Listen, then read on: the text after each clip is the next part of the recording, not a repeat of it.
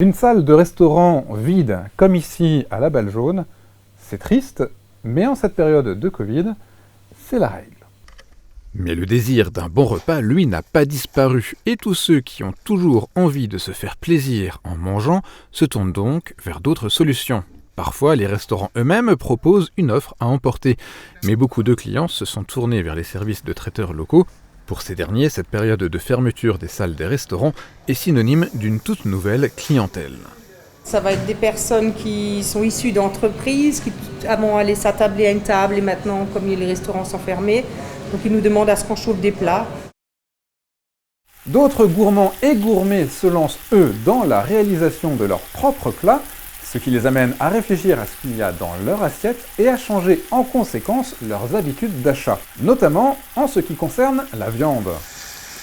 Un changement palpable, par exemple, dans des grandes surfaces proposant à la fois un rayon et un étal de boucherie. Exemple à l'Intermarché de Sarreguemines. Ils demandent plus conseil et recherchent plus la qualité que effectivement du simple. Même en tant que promo, quand on est en grosse promo, comme en foire à la viande actuellement, on a quand même encore beaucoup de gens qui viennent au rayon et qui préfèrent prendre au rayon. Les bouchers du centre-ville ont eux aussi ressenti ce changement de comportement des consommateurs. Bernard Wesslinger a spécialisé sa boucherie dans la viande de haut de gamme. Moi j'ai toujours eu un discours, manger moins mais manger mieux.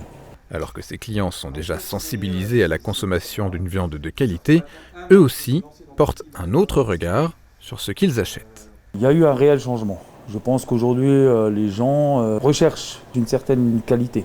Beaucoup de gens demandent d'où ça vient, comment que c'est élevé, comment que c'est abattu. En ce moment, c'est souvent le cas, parce que la bête, elle est, elle a son bien-être, voilà, jusqu'à ce qu'elle est abattue. Habituellement, la concurrence des magasins, des bouchers, des restaurants allemands est aussi à prendre en compte. Mais depuis le 2 mars, la question se pose un peu moins. Reste à savoir si ces nouvelles habitudes de consommation resteront lorsque la situation redeviendra normale. Les restaurateurs devront-ils reconquérir leur clientèle? Les consommateurs garderont-ils la même envie de produits de meilleure qualité? Comme toujours lorsqu'il s'agit de tendances de ce type, seul l'avenir nous le dira.